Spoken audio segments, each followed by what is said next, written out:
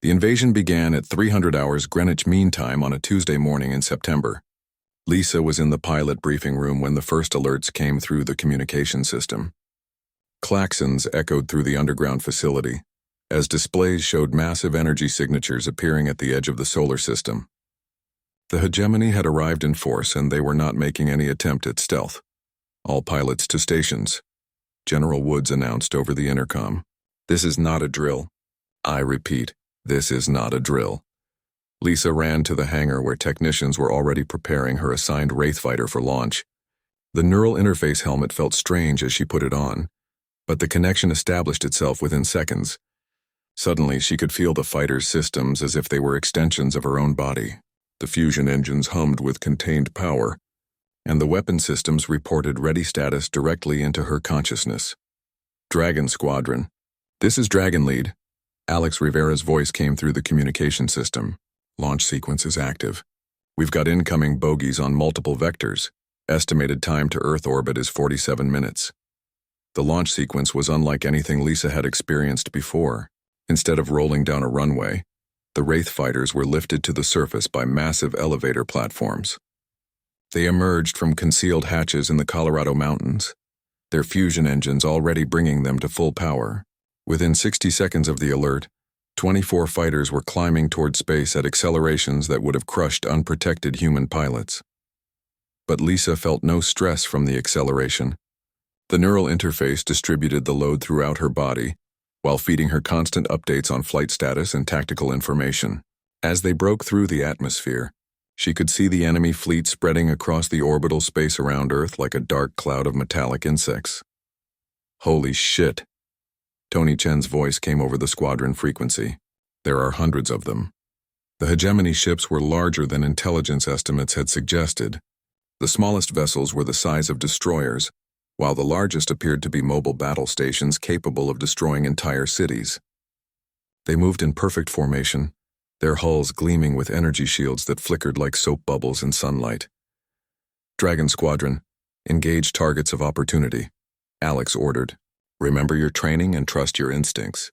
These bastards have never seen anything like human pilots." Lisa selected her first target, a medium-sized vessel that was moving to establish orbit over North America. The alien ship was perhaps 3 times the size of her Wraith, but it was following a predictable course that made it vulnerable to attack. She armed her quantum disruptors and began her approach, using Earth's magnetic field to mask her fighter's energy signature. The attack run felt familiar despite the alien technology. She had made similar approaches against ground targets during her active duty years, using terrain and atmospheric conditions to avoid detection until the last possible moment. The principles were the same, even if the environment had changed from desert mountains to orbital space. Her first disruptor shot struck the alien ship's shields and created a cascade failure that rippled across its entire defensive grid. The second and third shots punched through the weakened barriers and detonated against the hull, causing sections of the ship to simply vanish as their molecular bonds collapsed. The vessel began tumbling out of control, venting atmosphere and debris into space. "Dragon 7, good kill," Alex reported. "Dragon Squadron, did you see that? Their shields can't handle quantum disruptors at close range." But the aliens were learning quickly. The remaining ships began evasive maneuvers that should have been impossible for vessels of their size. Energy weapons reached across thousands of miles of space with accuracy that defied human understanding of targeting systems. 3 Wraith fighters disappeared in brilliant flashes of light before their pilots could even transmit final messages. "They're adapting faster than we expected," Tony reported over the tactical network. "We need to change our approach." Lisa found herself facing 2 alien fighters that moved with coordination that suggested shared consciousness rather than radio communication. They anticipated her maneuvers and responded to her tactics almost before she implemented them. Traditional dogfighting techniques were useless against enemies who could predict her moves with mathematical precision. So she stopped trying to be predictable. Instead of following optimal attack vectors, Lisa began flying in patterns that made no tactical sense. She used atmospheric drag to slow her approach, then fired her engines at full power to accelerate into attack position. She fired weapons at empty space, then used the detonations to mask her real approach vector. Most importantly, she began making decisions based on emotion rather than logic. The result was a flying style that no computer could model or predict. When the alien fighters moved to intercept her logical course, she was somewhere else entirely. When they calculated optimal defensive positions, she attacked from angles that violated basic tactical doctrine. Within 10 minutes, she had destroyed both enemy fighters and was looking for new targets. Dragon 7, what the hell are you doing up there? Alex asked over the communication system. Flying like a human, Lisa replied as she lined up on another target. They can predict logical tactics, but they can't predict crazy. The message spread quickly through the human fleet. Pilots began abandoning textbook maneuvers in favor of improvised attacks that relied on instinct and creativity, rather than calculated precision. The results were immediately apparent as human fighters began achieving kill ratios that defied the numerical odds. But the hegemony had brought overwhelming numbers to compensate for any tactical disadvantages. For every alien ship destroyed, 2 more seemed to take its place. The battle was spreading across the entire Earth orbital zone, with human fighters engaging enemy forces above every continent simultaneously. Dragon Squadron, we've got a priority target, General Woods announced from the command center. Massive energy buildup detected from the flagship. Intelligence suggests they're preparing to bombard major population centers.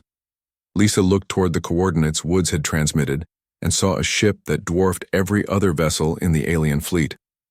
It was easily 5 miles long, with weapon systems that glowed like miniature stars along its hull. Energy readings indicated it was charging weapons capable of destroying entire cities with single shots. All available fighters, converge on the flagship, Alex ordered. We can't let that thing fire on Earth. The attack on the flagship became the most desperate engagement of Lisa's military career. The massive ship was protected by dozens of escort vessels and defensive systems that filled space around it with energy beams and kinetic projectiles. Human fighters approached from every possible angle, using debris from destroyed ships as cover and coordination that looked chaotic but was actually brilliantly choreographed. Lisa found herself flying through a maze of enemy fire. Her wraith, responding to her thoughts faster than conscious decision-making, could process the threats around her. The neural interface allowed her to react to dangers she had not even consciously noticed, dodging weapons fire by fractions of seconds while maintaining her attack approach. The flagship's shields were too powerful for quantum disruptors to penetrate, but Tony Chen identified a weakness in their design. The energy barriers were optimized to deflect directed energy weapons, but they were vulnerable to coordinated kinetic strikes that could overload their projection systems. All fighters, switch to kinetic interceptors, he ordered. We're going to overwhelm their shield generators with simultaneous impacts. The attack required precision timing that pushed human coordination to its limits. 23 remaining fighters had to strike the same target within a window of less than 2 seconds, while under fire from weapons that could vaporize them instantly. It was the kind of mission that military planners would normally consider impossible, but the human pilots pulled it off through a combination of skill, determination, and the kind of desperate courage that emerged when the survival of their species was at stake. 23 kinetic interceptors struck the flagship's primary shield generator in a perfectly coordinated barrage that overloaded the alien defensive systems. With their shields down, the massive ship was vulnerable to quantum disruptor attacks. Lisa and Alex led the final assault, diving through enemy fire to deliver the killing blows that sent the flagship tumbling toward Earth's atmosphere. The ship broke apart during re-entry, creating meteor showers that lit up the night sky over 3 continents. The destruction of the flagship broke the hegemony formation and sent the surviving alien ships retreating toward the outer solar system. Human fighters pursued them as far as fuel and ammunition allowed, destroying dozens more vessels before the aliens escaped into deep space. As Lisa flew her damaged wraith back toward Earth, she realized that humanity had won its first engagement with an interstellar enemy. The victory had cost them nearly half their fighter squadron and revealed the true scale of the threat they faced.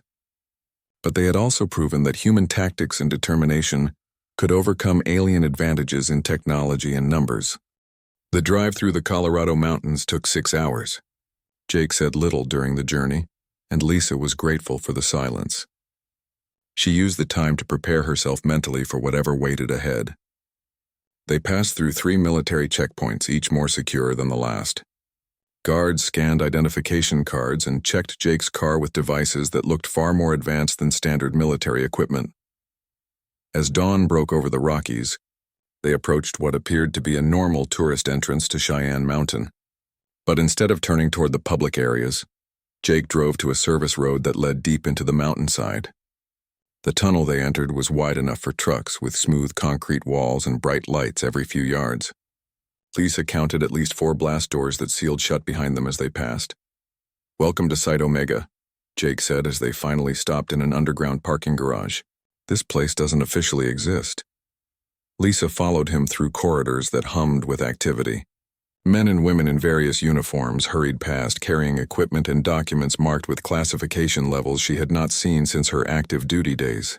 The facility was massive, carved deep into solid rock and filled with technology that seemed decades ahead of anything she remembered. They stopped at an elevator that required both Jake's keycard and a biometric scan. As they descended, Lisa felt her ears pop from the pressure change. The elevator display showed they were going down nearly 1,000 feet below the surface. When the doors opened, she stepped into a world that should not have existed. The command center was 3 stories tall and filled with displays showing real-time data from around the globe and beyond.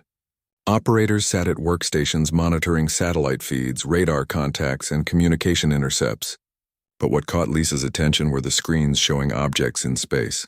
Objects that definitely were not human spacecraft. "Commander Martinez," a familiar voice called from behind her. Lisa turned to see General Patricia Woods approaching. The general looked older than Lisa remembered, with more gray in her hair and new lines around her eyes.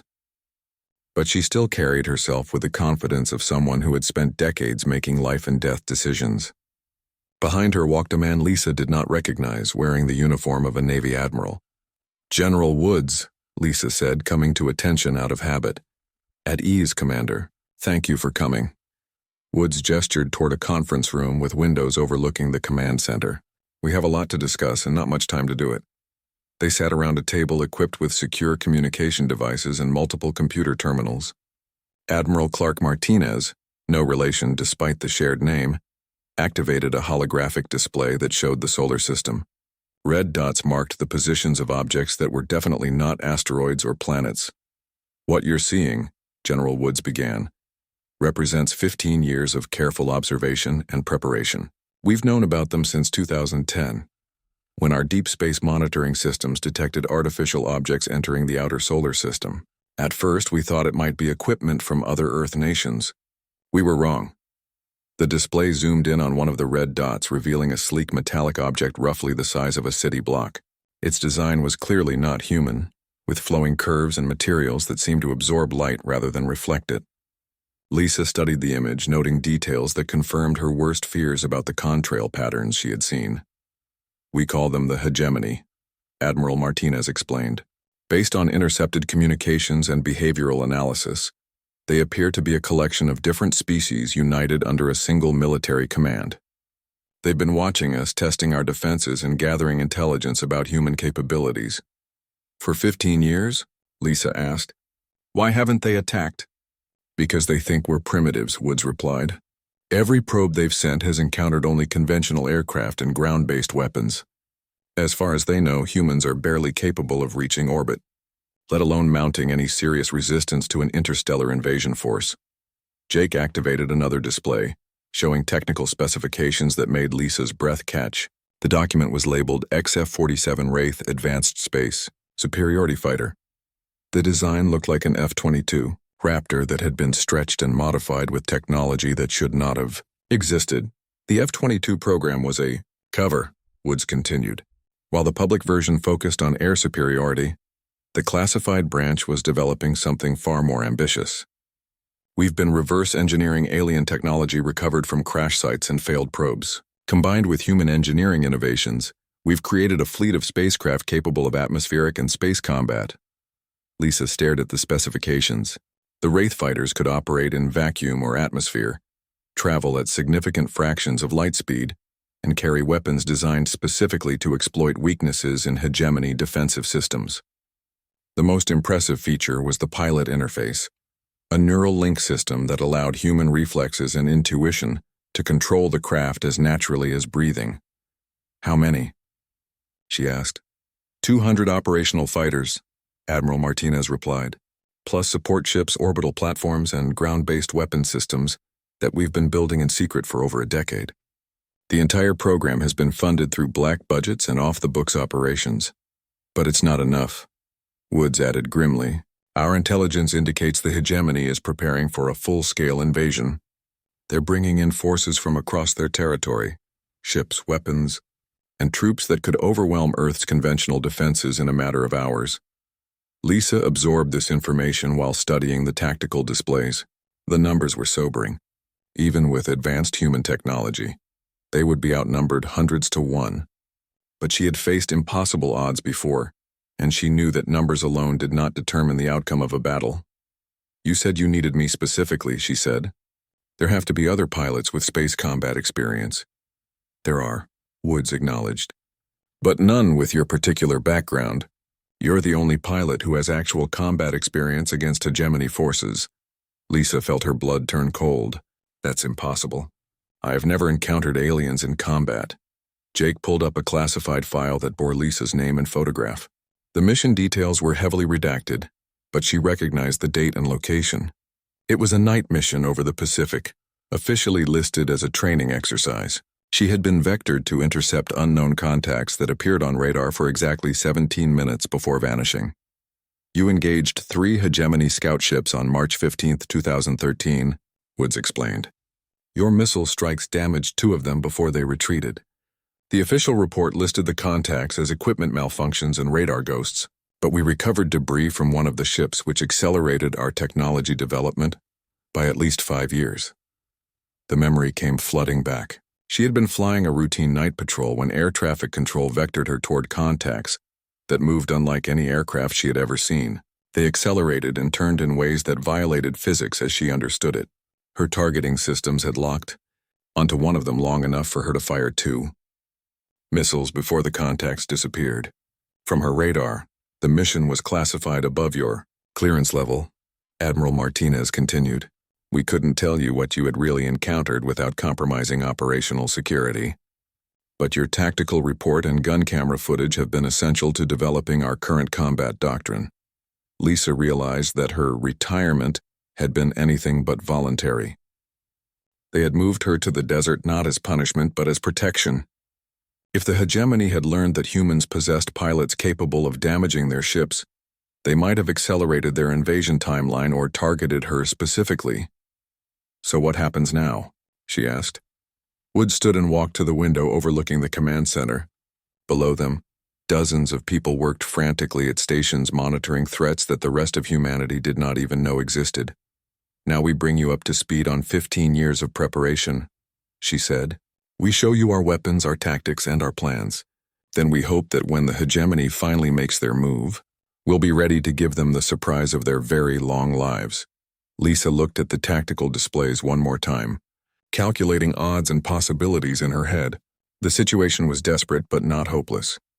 Humans had advantages that the aliens might not expect: creativity, adaptability, and a willingness to attempt the impossible.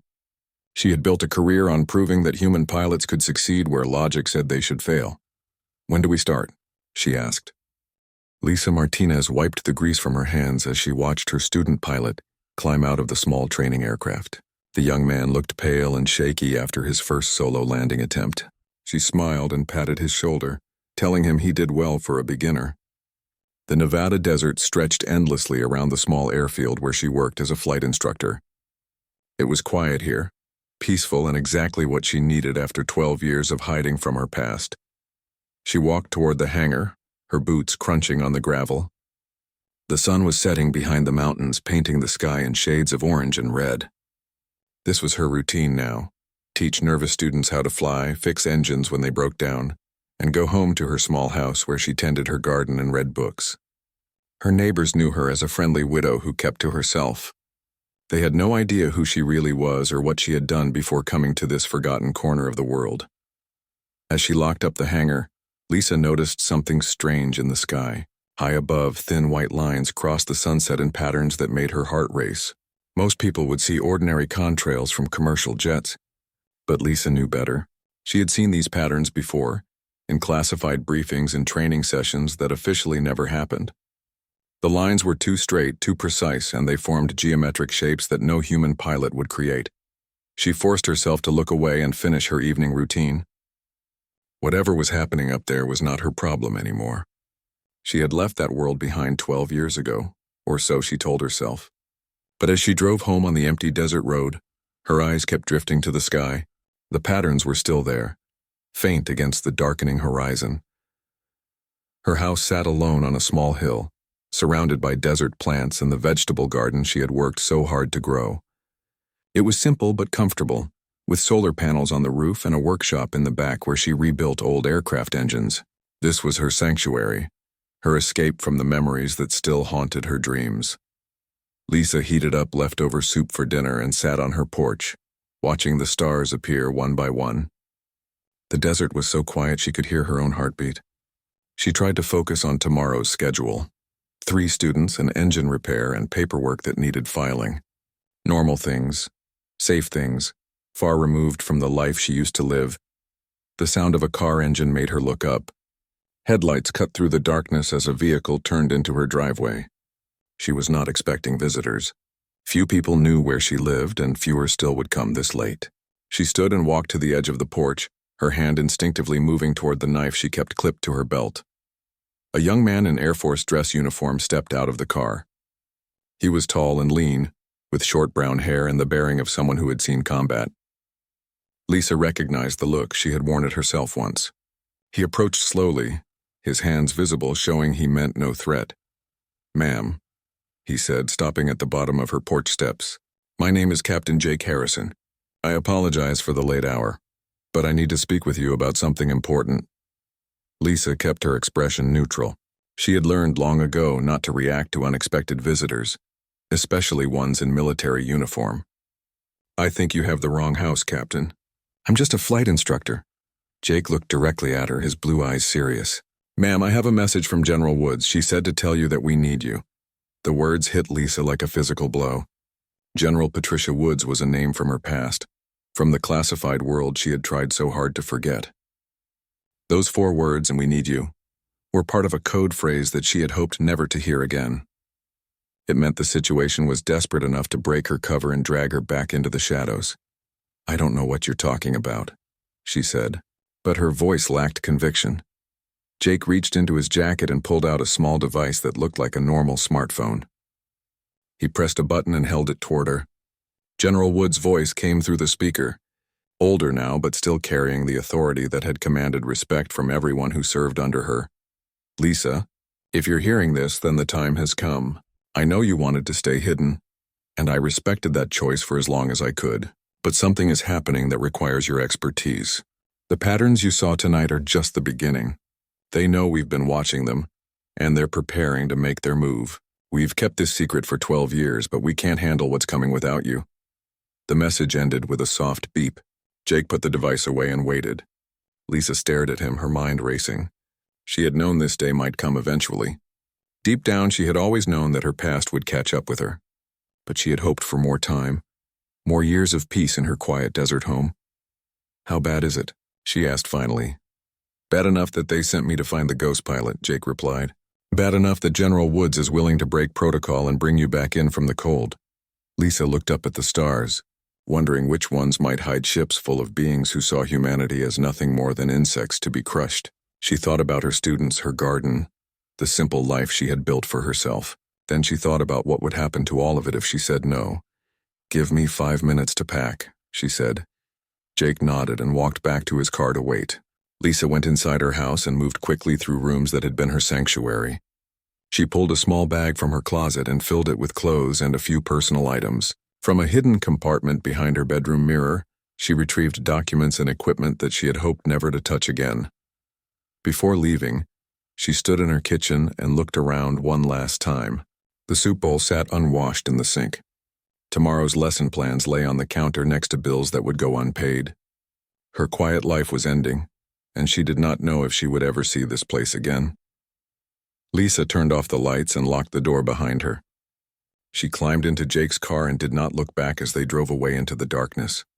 The desert that had sheltered her for 12 years disappeared behind them, and ahead lay a world of secrets and shadows that she had tried so hard to escape. The weeks following the first battle revealed the true scope of humanity's preparations. As Lisa recovered from her injuries sustained during the flagship assault, she discovered that the Wraith fighter program was just one piece of a defensive network that spanned the entire solar system. Hidden bases on asteroids, disguised weapons platforms orbiting Jupiter, and communication relays using quantum entanglement technology created a web of human presence that the hegemony had never detected. Lieutenant Commander Sam Brooks met Lisa at the medical facility where she was undergoing treatment for neural interface stress. Sam was a short, energetic woman with grease-stained fingers and the intense focus of someone who solved impossible problems for a living. She carried a tablet displaying technical specifications that made Lisa's head hurt just looking at them. "Commander Martinez," Sam said, pulling up a chair beside Lisa's bed. "I've been waiting to meet you. Your combat performance data has been invaluable for our weapons development program." "Weapons development?" Lisa asked, noting the classified symbols on Sam's tablet. "We've been reverse engineering hegemony technology since the first probe crashes in 2011, Sam explained. "But your engagement data showed us something we never expected. Their defensive systems are designed around mathematical models that assume rational tactical behavior. When you started flying unpredictably, their computers couldn't adapt fast enough to counter your attacks." Sam showed Lisa footage from her fighter's gun cameras during the flagship engagement. The alien point defense systems were clearly struggling to track human fighters that changed course without logical reason. Energy beams that should have been impossible to avoid missed their targets because the targeting computers predicted movement patterns that human pilots never followed. "So we started designing weapons that exploit this weakness," Sam continued. "Instead of trying to overpower their defenses, we're confusing them." The new weapons Sam's team had developed defied conventional military thinking. Missiles that changed course randomly during flight, making them impossible to intercept with computer-controlled defenses. Energy weapons that fired in seemingly chaotic patterns, but converged on targets through routes that no alien tactical system could predict. Most impressive were the ghost torpedoes that created false sensor signatures to make single weapons appear as multiple threats approaching from different vectors. "The key insight," Sam explained, "is that human chaos isn't really chaotic.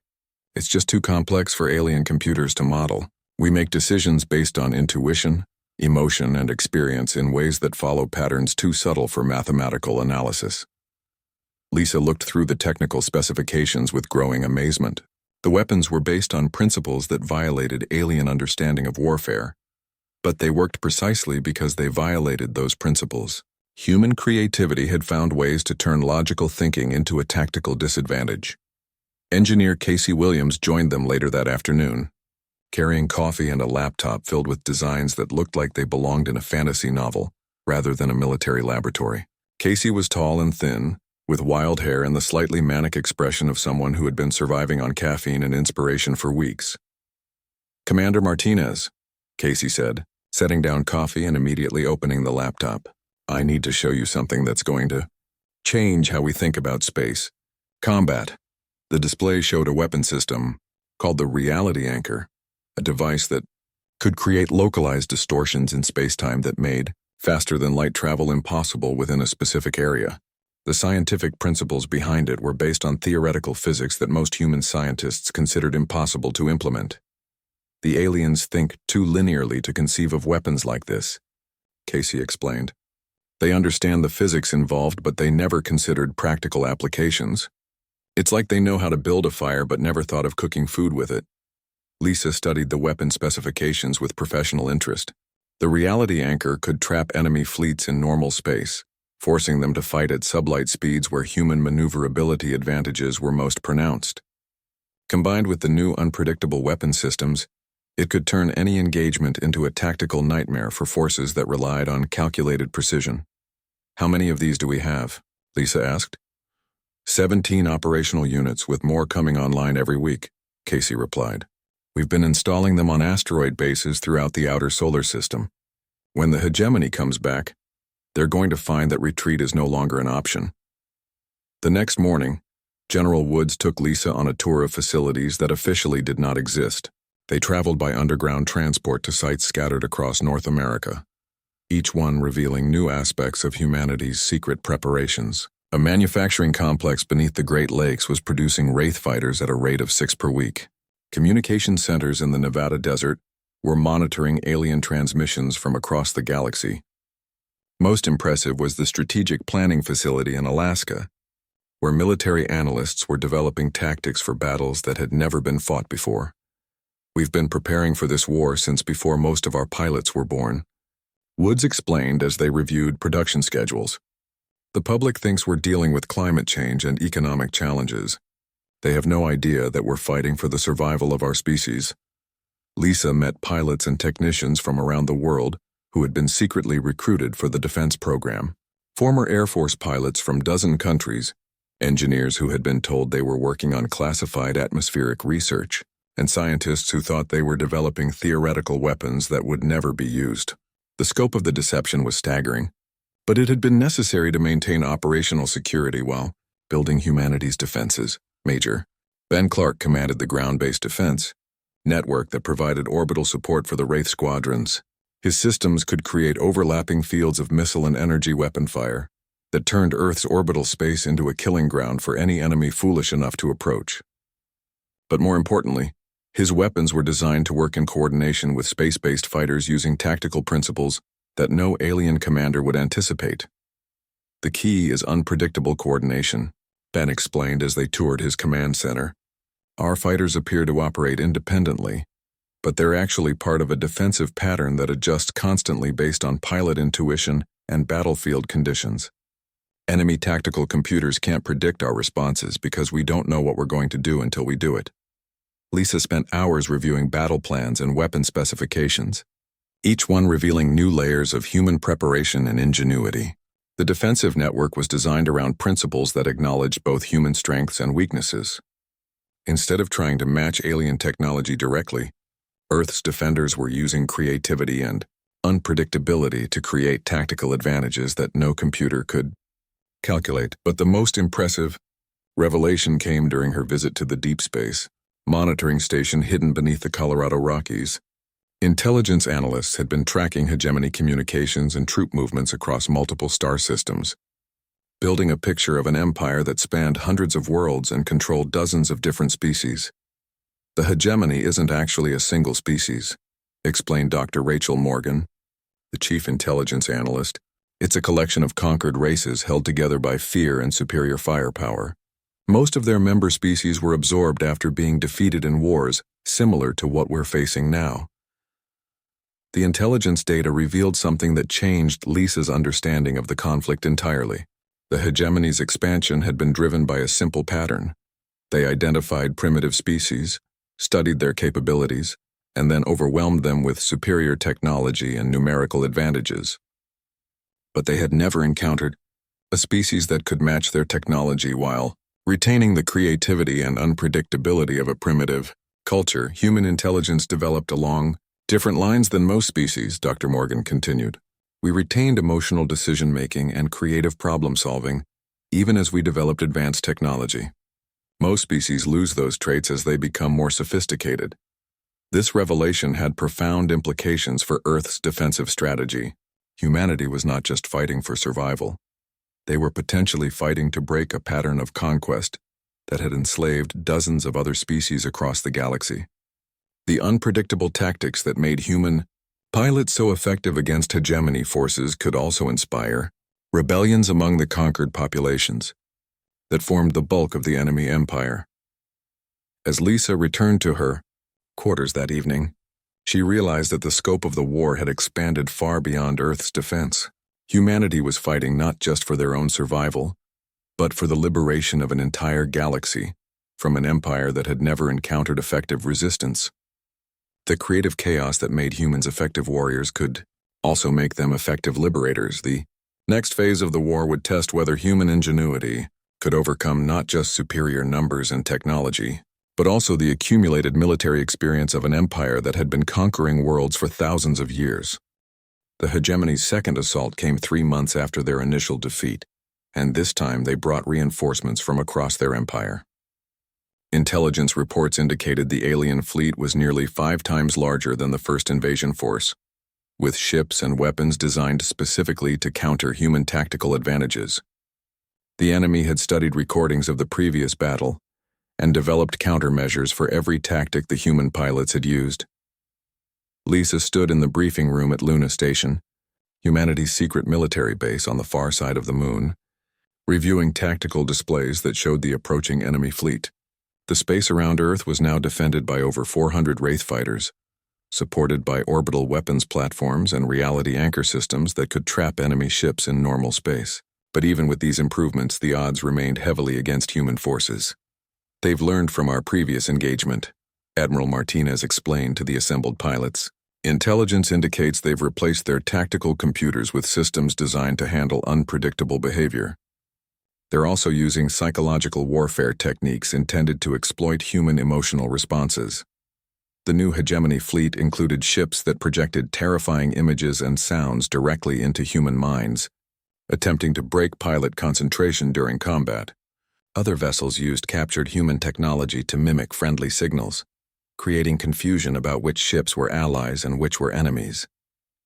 Most disturbing were the reports of ships crewed by enslaved humans from colony worlds that had been conquered decades before Earth developed space travel. "Remember your training," Alex Rivera addressed the squadron leaders. "Trust your instincts, verify your targets, and don't let them get inside your heads. We've faced impossible odds before and emerged victorious." Lisa commanded the elite squadron that would spearhead humanity's defense. Her pilots were the most experienced survivors of the first battle, veterans who had learned to think and fight in ways that defied conventional military doctrine. But even these elite pilots were facing an enemy that had adapted specifically to counter their strengths. The battle began when the hegemony fleet reached the outer edge of Earth's defensive perimeter. Unlike their previous direct assault, the aliens approached using complex maneuvers that scattered their forces across multiple vectors, making it impossible for human defenses to concentrate fire on specific targets. Reality anchor systems activated to trap enemy ships in normal space. But the aliens had developed new propulsion systems that could function even within the anchor fields. Dragon Squadron. "Engage enemy formation Alpha 7, Lisa ordered as her fighters launched from Luna Station. "Watch for friendly fire. Intelligence reports they're using captured human ships as decoys." The approach to the enemy formation took Lisa's squadron through an asteroid field that the hegemony had seeded with automated weapons platforms. These devices were designed to exploit human psychology by creating the appearance of massive threats that were actually harmless decoys. Human pilots had to use their judgment to distinguish between real and fake dangers while under fire from hidden weapons. Lisa found herself flying through a maze of energy beams and kinetic projectiles, her wraith responding to threats faster than conscious thought could process them. The neural interface allowed her to dodge weapons fire while simultaneously tracking multiple targets and coordinating with her squadron. But the aliens had learned to anticipate even unpredictable human responses, and several of her pilots were destroyed by weapons that fired where they would be, rather than where they were. Dragon Leader. "This is Dragon 6, Tony Chen reported over the tactical network. "They're using our own tactics against us. These computers are modeling our unpredictability somehow." Lisa realized that the hegemony had solved the problem of human unpredictability by accepting that they could not predict individual human actions. Instead, they were using statistical analysis to calculate probability ranges for human behavior, then saturating those ranges with weapons fire. It was a brute force solution that turned human creativity into a tactical disadvantage. "All squadrons, new tactics," she announced. "Stop being unpredictable. Switch to textbook maneuvers and coordination patterns." The order seemed to violate everything they had learned about fighting the hegemony, but Lisa had recognized something crucial about the enemy's adapted tactics. Their new systems were designed to counter unpredictable behavior by calculating probability ranges for chaotic actions. But they were still vulnerable to precisely coordinated attacks that followed mathematical patterns. Human pilots began flying in formation patterns that would have been taught in any military academy, using coordination and timing that could be calculated with simple mathematics. The result was devastating to hegemony defensive systems that had been optimized to handle chaotic attacks. Energy weapons that should have missed their targets instead found human fighters flying directly into predetermined firing solutions. "Dragon Leader, they're adapting again," Alex reported, "switching targeting parameters to handle coordinated attacks." Lisa smiled grimly as she watched the alien tactical system struggle to counter human formations. The hegemony had made a fundamental error in their understanding of human psychology. They assumed that humans would continue using the same tactics that had proven successful previously, but human pilots could adapt their behavior faster than alien computers could reprogram their responses. "All squadrons, switch back to chaos mode," she ordered. "Keep them guessing." The battle became a deadly game of tactical adaptation, with human pilots switching between coordinated and chaotic flying patterns faster than hegemony computers could track. Sometimes they flew in precise formations that exploited gaps in enemy defenses. Other times they scattered into individual attacks that created too many targets for alien weapons to engage effectively. But the real turning point came when Lisa identified the enemy command ship, a massive vessel that was coordinating the entire hegemony fleet through quantum communication links. The ship was positioned near Luna, using the moon's gravity well to anchor its position while directing the battle. Destroying it would disrupt enemy coordination and create opportunities for human forces to exploit. "Dragon Squadron, form up on me," Lisa ordered. "We're going after their command ship." The attack on the command vessel required flying through the most heavily defended area of the battlefield. The hegemony had positioned their flagship behind layers of escort ships and defensive platforms that created overlapping fields of fire around Luna's orbital space. Approaching the target meant threading through weapons fire that could destroy even the most advanced human fighters. Lisa led her squadron on a course that used Luna's gravity well to accelerate their approach, while masking their energy signatures behind the moon's bulk. The maneuver was called threading the needle.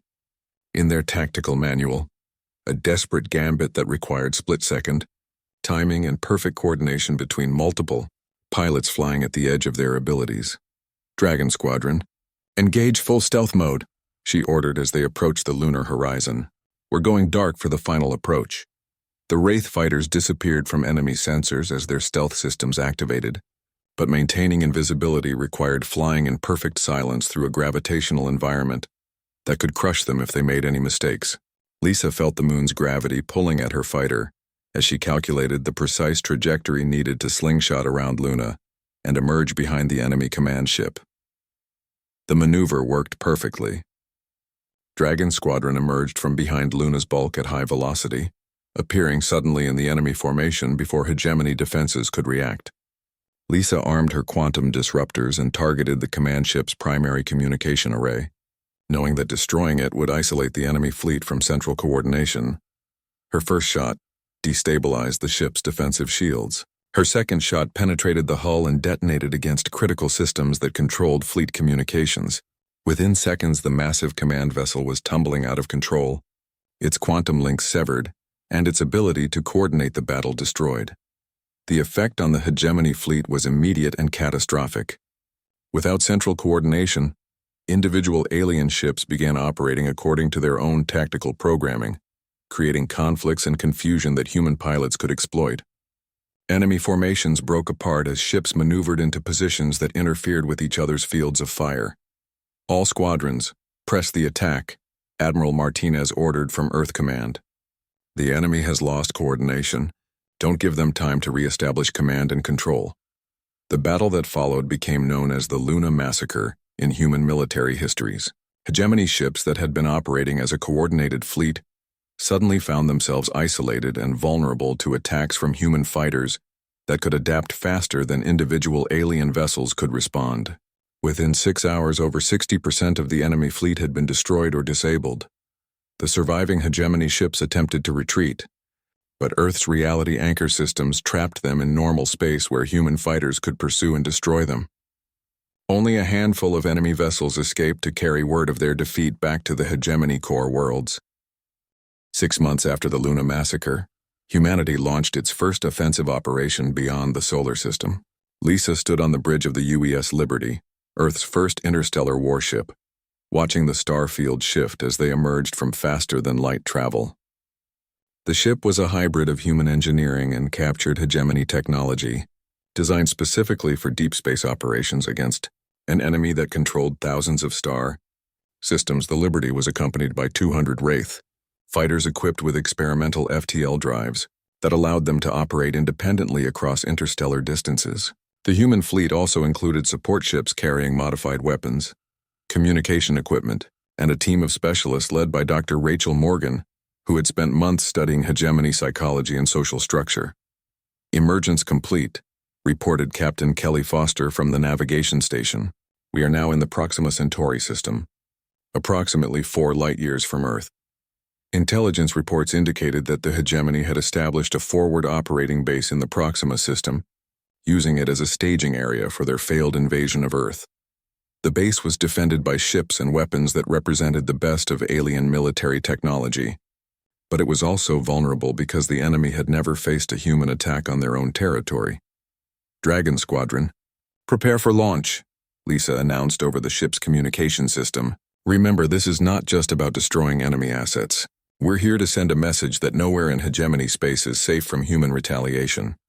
The attack on the Proxima base was designed to exploit everything humanity had learned about hegemony weaknesses. Instead of a direct assault, human forces would use psychological warfare and deception to create maximum confusion before the actual attack began. Dr. Morgan's team had prepared broadcasts in several alien languages, promising freedom to enslaved populations and demonstrating the impossible combat victories that human forces had achieved. Broadcasting on all hegemony frequencies, Dr. Morgan reported from the communication station, "Intelligence indicates there are at least 6 different species represented at this base, including some that were conquered within the last 50 years. The broadcast began with footage from the Battle of Luna, showing human fighters destroying supposedly invincible hegemony ships through tactics that violated every principle of logical warfare. The images were accompanied by messages in multiple alien languages, explaining that humans were offering liberation to any species willing to rebel against their oppressors. The effect was immediate and profound. Monitoring stations detected increased communication traffic between ships at the Proxima base, with several vessels moving into positions that suggested internal conflict rather than coordinated defense. Some ships began charging their weapons while targeting other vessels in their own fleet, indicating that Dr. Morgan's psychological warfare was succeeding beyond their most optimistic projections. "Dragon Squadron, launch when ready," Lisa ordered. "We're going to hit them while they're distracted." The human attack began with a demonstration of tactical impossibility that shattered enemy understanding of space combat. Instead of approaching the base directly, Dragon Squadron used the gravity wells of 3 different planets to execute a series of slingshot maneuvers that brought them into attack position from 6 different vectors simultaneously. The mathematics of the approach were so complex that hegemony computers dismissed the possibility until human fighters were already firing. Lisa led the primary assault on the base's command structure, using quantum disruptors to target communication arrays and coordination systems. But unlike their previous defensive battles, this attack was designed to capture rather than destroy critical systems. Human intelligence needed access to hegemony databases and communication networks to understand the full scope of the enemy empire. "Target the communication hub, but keep it intact," she ordered over the tactical network.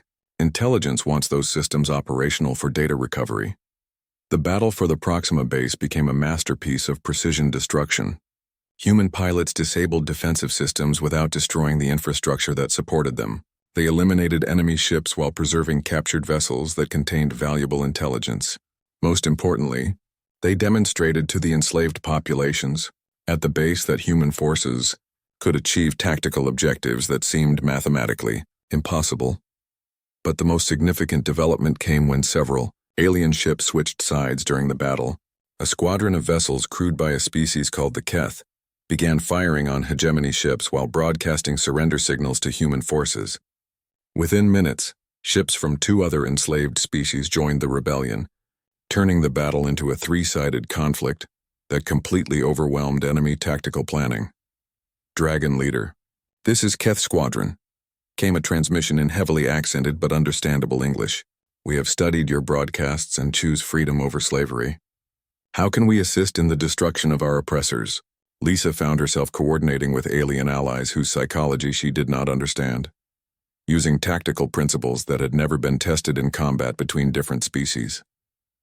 The Keth pilots flew with precision and coordination that reminded her of German engineering, while the other rebel species used aggressive tactics that were somehow both alien and familiar. Keth Squadron, target enemy shield generators, she ordered. Other rebel units provide cover fire for our assault teams. We're going to end this quickly.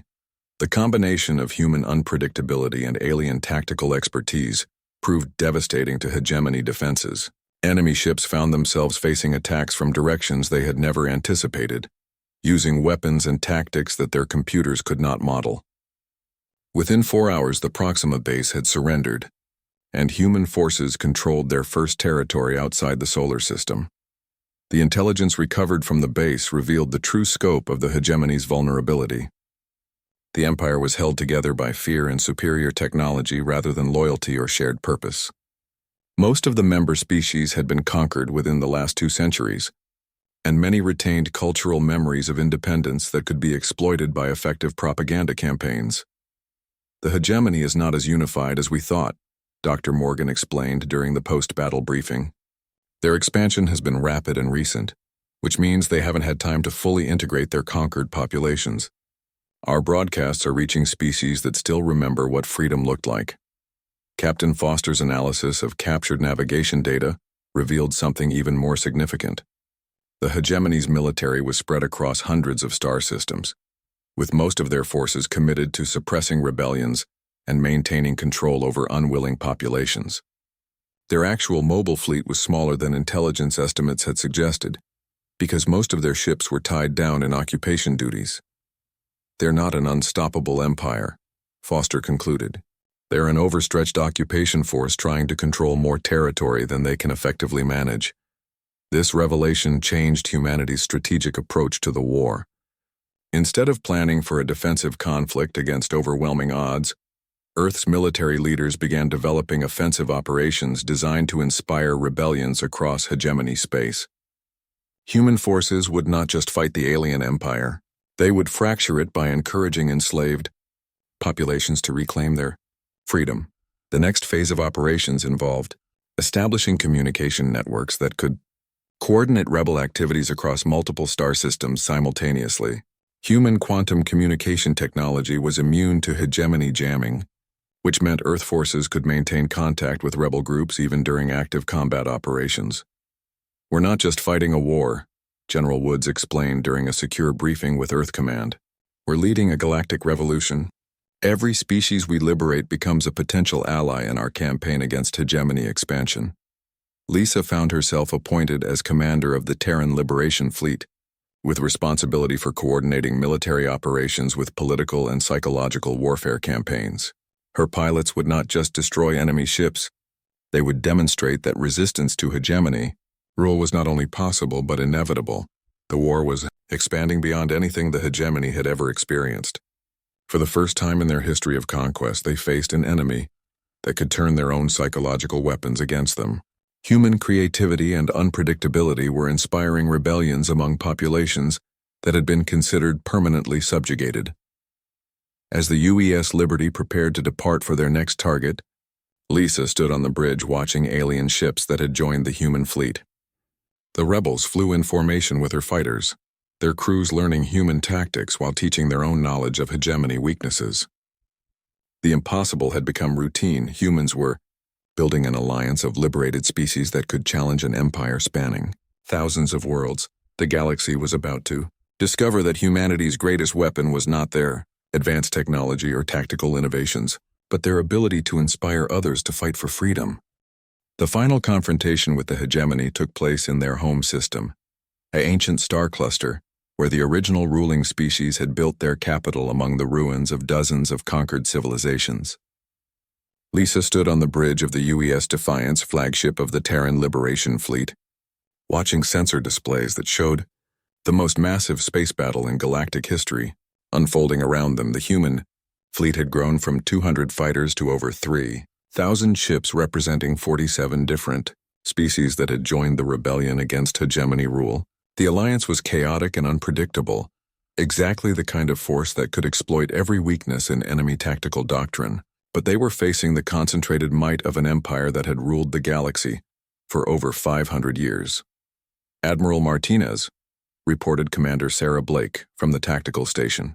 Enemy fleet strength is approximately 15,000 vessels, including their entire reserve fleet and home defense forces. We are outnumbered nearly 5-1. Lisa had been promoted to admiral after the liberation of 12 star systems, each victory inspiring more species to join the growing alliance against hegemony oppression. Her tactical innovations had become standard doctrine for the Liberation Fleet, combining human unpredictability with alien expertise to create military strategies that no Empire computer could counter. All fleet units.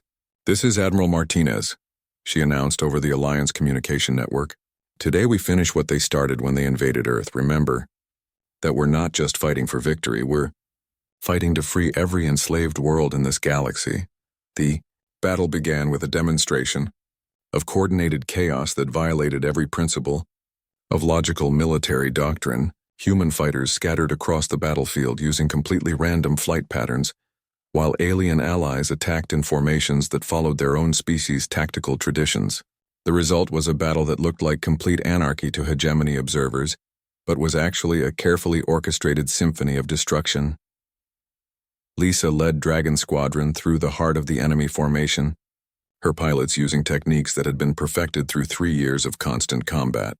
They flew through fields of weapons fire that should have been impossible to survive, dodging energy beams and kinetic projectiles through a combination of skill, luck, and neural interfaces that allowed them to react faster than conscious thought. But the real breakthrough came when the Alliance fleet demonstrated their ultimate tactical innovation: coordinated rebellion broadcasts that reached enslaved populations throughout the hegemony home system. Dr. Morgan's psychological warfare team had spent months preparing messages in over 200 alien languages, each one tailored to specific species' cultural values and historical grievances against their oppressors. Broadcasting liberation protocols on all frequencies, Dr. Morgan reported from the communications center. Signal strength is sufficient to reach every planet in the system. The broadcasts included footage from recent liberation battles, showing impossible human victories combined with testimonials from freed alien populations. Most importantly, they demonstrated that the hegemony's military superiority was an illusion that could be shattered by coordinated resistance from multiple species working together. The effect was immediate and catastrophic. For hegemony command structure, ships throughout their home fleet began receiving communications from their own crews. Enslaved populations that had been forced into military service, but retained memories of independence. Some vessels simply stopped fighting and broadcast surrender signals. Others began firing on their own command ships, targeting the hegemony officers who enforced their slavery. Admiral, we're detecting massive internal conflicts throughout the enemy fleet, Commander Blake reported with excitement. At least 30% of their ships are no longer responding to Central Command. But the hegemony's ruling species was not prepared to accept defeat without a final demonstration of their power. The Empire's core leadership activated planet-killer weapons that had been held in reserve for centuries. Massive energy projectors capable of destroying entire worlds that chose rebellion over submission. All units. Priority target, Lisa announced as sensor readings revealed the scale of the threat. They're preparing to destroy their own worlds rather than lose control of them. The final assault on the hegemony command station became the most desperate engagement of Lisa's military career. The weapons platform was defended by ships and systems that represented 500 years of technological development, protected by energy shields that could deflect the combined firepower of entire fleets. But it was also crewed by enslaved populations who were listening to liberation broadcasts for the first time in their lives. Dragon Squadron, form up on me, Lisa ordered as she led the attack through defensive fire that turned space around the command station into a maze of death. We're going to show them what happens when humans stop playing defense. The approach to the target required flying through overlapping fields of energy weapons and kinetic barriers that had never been penetrated by any enemy force. Lisa found herself coordinating with pilots from a dozen different species, each one contributing their own tactical expertise to an attack that looked impossible even by human standards. The breakthrough came when Tony Chen identified a weakness in the command station's defensive grid, gap in their energy shields that opened for exactly 3 seconds during each rotation cycle. Exploiting it would require split-second timing from pilots flying at maximum speed through the most heavily defended space in the galaxy. All attack squadrons, synchronize on my mark, Lisa announced as she calculated the precise trajectory needed to thread through the defensive gap. We get one chance at this, so make it count. The coordinated attack that followed became legendary in the military histories of every species that participated. Over 400 fighters from 47 different worlds executed a simultaneous assault that required timing precision measured in milliseconds. Human pilots provided the unpredictable creativity that confused defensive systems, while alien allies contributed the mathematical precision needed to coordinate such a complex operation. Lisa's quantum disruptors struck the command station's primary control center at the exact moment when 12 other attack squadrons hit critical systems throughout the massive structure. The planet-killer weapons powered down as their control systems failed, and emergency broadcasts began emanating from the station announcing the surrender of the hegemony's ruling council. The war ended not with a massive explosion or heroic last stand, but with a simple transmission that was broadcast throughout the galaxy. The hegemony's leadership formally dissolved their empire and requested negotiations for a peaceful transition to a confederation of free worlds. After 500 years of enforced unity, the galaxy would be governed by voluntary cooperation rather than military conquest. Lisa stood on the bridge of the UES Defiance, now flagship of the Galactic Liberation Alliance, watching the sensor displays that showed former enemy ships joining their formation. The transformation was remarkable. Vessels that had been designed for conquest and oppression were being converted into exploration and diplomatic ships that would help build a new galactic civilization. Admiral, Commander Blake reported with a smile, "We're receiving surrender transmissions from over 8,000 hegemony vessels. They're requesting permission to join the Alliance fleet." The numbers were staggering, but Lisa understood the psychology behind them. The hegemony had been held together by fear rather than loyalty. And once that fear was broken, the natural desire for freedom reasserted itself among populations that had been enslaved for generations. The galaxy was ready to rediscover what voluntary cooperation could accomplish. The final scene of the war took place on the observation deck of the Defiance, where Lisa recorded a message that would be broadcast throughout liberated space. She looked directly into the camera, her expression serious but hopeful as she addressed not just humanity, but every species that had fought for freedom. "To the people of Earth," she began, "your time in the shadows is over. For 3 years you believed you were facing an invasion that threatened our survival. What you could not know is that you were actually fighting to liberate an entire galaxy from an empire that had enslaved dozens of worlds for centuries." She paused, looking through the viewport at the star field that now represented free space rather than enemy territory. The qualities that made us effective defenders, our unpredictability, our emotional decision-making, our refusal to accept limitations, have proven to be exactly what this galaxy needed to break free from oppression. We did not just survive the hegemony invasion. We ended 500 years of galactic tyranny. The message concluded with words that would be remembered throughout human and alien histories. Humanity's greatest achievement was not learning to fight among the stars, but learning to inspire others to fight for their freedom. The galaxy will never be the same, and neither will we. As the UES Defiance set course for Earth, carrying news of humanity's victory and the galaxy's liberation, Lisa reflected on the journey from a quiet flight instructor in the Nevada desert to Admiral of the Galactic Liberation Alliance. The elevator descended another 500 feet below the command center, stopping at a level that did not appear on any official building plans. When the doors opened, Lisa found herself looking at the largest underground hangar she had ever seen. The space stretched for nearly a mile in each direction, with a ceiling high enough to house commercial aircraft. But the machines lined up in perfect rows were unlike anything in any Air Force inventory. The F-47 Wraith fighters looked like F-22 Raptors that had been redesigned by someone with access to technology from the future. Their hulls were matte black and seemed to absorb light rather than reflect it. The wings were longer and more angular, with weapon pods that could be configured for different mission types. Most impressive were the engines. Instead of traditional jet intakes, each fighter had 4 cylindrical units that glowed with a soft blue light. "Fusion torch drives," Jake explained as they walked between the aircraft. "They can operate in atmosphere or vacuum with equal efficiency. Maximum acceleration in space is roughly 50 gravities. though the pilot interface prevents you from pulling more than your body can handle. Lisa ran her hand along the hull of the nearest fighter. The surface felt warm and slightly textured, like living skin rather than metal. "What's the armor made of?" "That's the interesting part," said a new voice behind them. "It's not really armor at all." They turned to see a man in flight gear approaching. He was tall and lean, with dark hair and the easy confidence of an experienced pilot. He moved with the grace of someone who had spent years in high-performance aircraft, and Lisa immediately recognized him as someone who understood the demands of combat flying. "Commander Martinez," Jake said. "This is Captain Alex Rivera, current squadron leader for the Wraith program." Alex extended his hand with a grin. "I've heard a lot about you, Commander. Your engagement with the Scouts is required reading for all our pilots." Lisa shook his hand, noting the firm grip and steady gaze of someone she could trust in combat. "What did you mean about the armor?"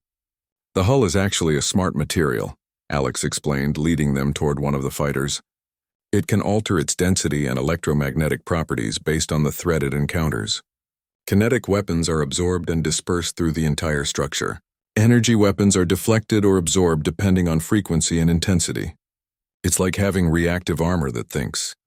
They climbed a ladder to look into the cockpit of the nearest Wraith. The interior was familiar yet alien, with standard flight controls augmented by displays and interfaces that clearly came from non-human technology. The pilot's seat was surrounded by neural interface contacts that would allow direct connection between the pilot's nervous system and the fighter's control systems. "The learning curve is steep," Alex admitted. "It takes about 6 months of training before a pilot can effectively interface with the ship's systems. But once you make that connection, flying one of these becomes as natural as walking." Lisa studied the neural interface with professional interest.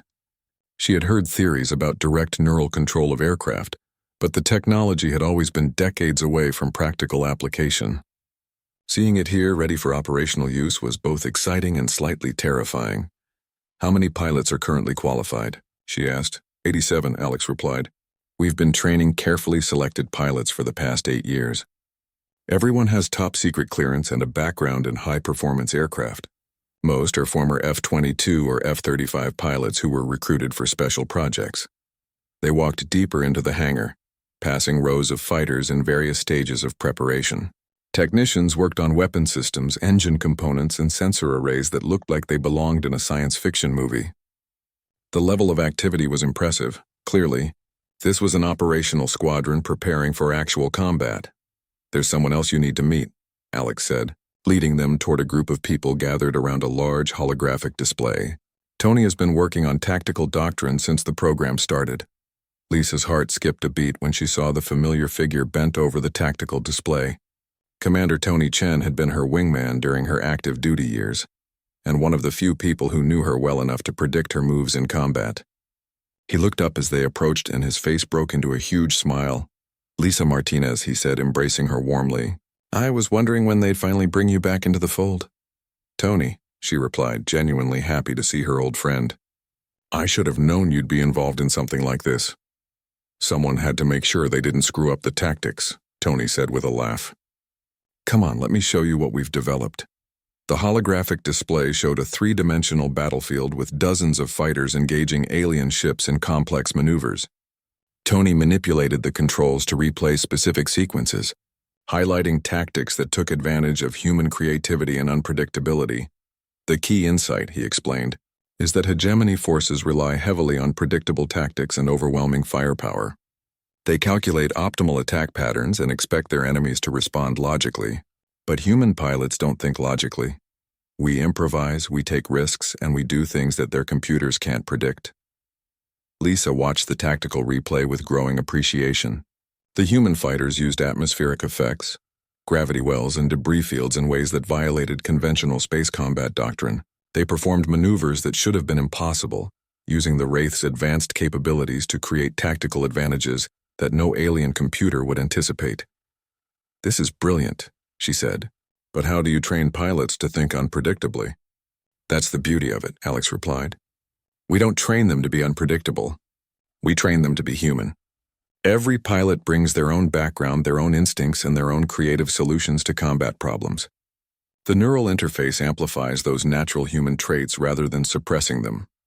Tony pulled up another display showing communication protocols and coordination systems. We've also developed a command structure that looks chaotic to alien sensors, but is actually highly organized. Our fighters appear to operate independently, but they're constantly sharing information and adapting their tactics based on real-time battlefield conditions. Lisa studied the command protocols with professional interest. The system was designed to function even if individual fighters were destroyed or communication links were disrupted.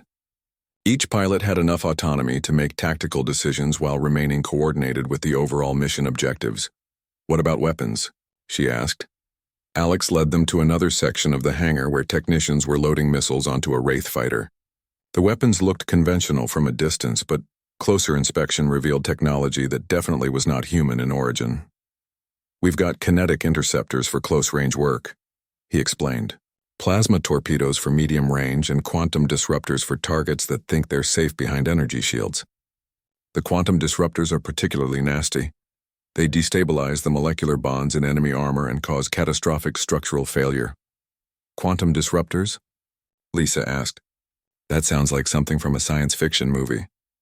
"Most of our weapons do," Tony admitted. "We've had to abandon conventional thinking about space combat.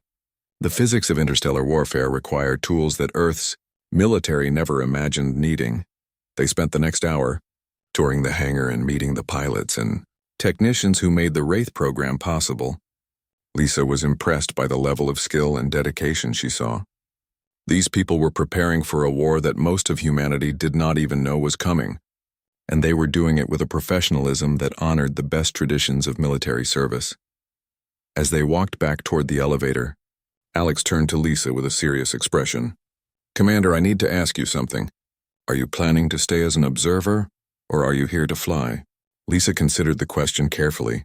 She had spent 12 years building a quiet life away from combat and military responsibility, but seeing the Wraith fighters and meeting the pilots who would fly them into battle reminded her of why she had chosen military service in the first place. Some fights were too important to avoid regardless of personal cost. "I'm here to fly," she said simply. Alex smiled and clapped her on the shoulder. "Good, because we're going to need every experienced pilot we can get. The intelligence reports suggest the hegemony is planning to move within the next few weeks." As they rode the elevator back to the command level, Lisa thought about the magnitude of what she had seen. Humanity had been preparing for interstellar war while the rest of the world went about their daily lives in ignorance. The technology was impressive, the pilots were skilled, and the tactics were innovative. But she knew that none of that would matter if they could not execute their plans when the time came. The real test would come when human pilots faced alien ships in actual combat. With the survival of Earth hanging in the balance, everything they had built, everything they had planned, would ultimately depend on the ability of human beings to outfight an enemy with superior numbers and technology. It was a daunting challenge, but Lisa had never backed down from a fight when the stakes were high enough. The war was coming, whether they were ready or not.